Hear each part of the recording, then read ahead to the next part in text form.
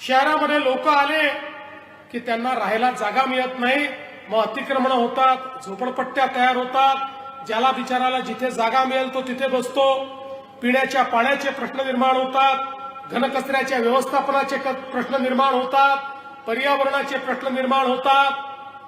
आणि म्हणून जवळजवळ 7 दशकं 70 वर्ष आम्ही शहरांकरता काहीच केलं नाही।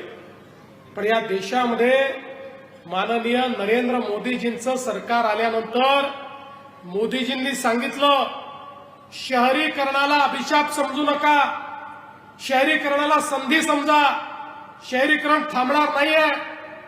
या ठिकाणी शिक्षण आणि आरोग्याच्या सोयी, रोजगाराच्या सोयी या शहरांमध्ये आहेत, त्यामुळे गावाकडनं लोक शहरात येतील।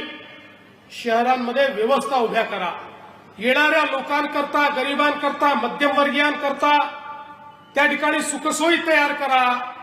आणि म्हणून या देशामध्ये मोदीजींनी सांगितलं, देशाचा 65% जीडीपी हा शहरामध्ये तयार होतो। वस्तू सेवांची निर्मिती, रोजगाराची निर्मिती ही शहरामध्ये तयार होते। आणि म्हणून आपण शहरातल्या गरिबांना आणि मध्यमवर्गीयांना जर त्यांचं जीवनमान उंचावेल अशा प्रकारच्या व्यवस्था उभ्या केल्या तर आपली शहरं हीच पुढच्या काळामध्ये विकासाची केंद्र बनतील।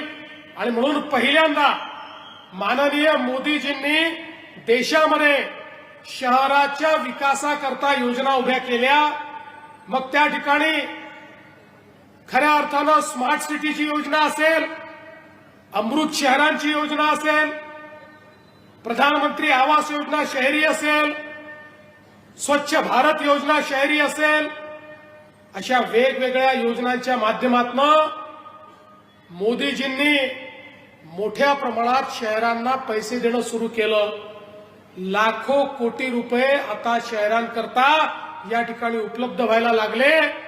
एकट्या महाराष्ट्राचा विचार केला तर जवळजवळ 30-35 हजार कोटी रुपये हे मोदीजींनी आपल्या महाराष्ट्राकरता, मग पिण्याच्या पाण्याच्या योजना असो, शहरामध्ये भुयारी गटाराच्या योजना असो, शहरामधलं घनकचऱ्याचं व्यवस्थापन असो, शहरातल्या गरिबाला घर देण्याचा विषय असो, या सगळ्या गोष्टींकरता आपल्याला उपलब्ध करून दिल्या। आणि महाराष्ट्रातली शहरं ही बदलायला लागली।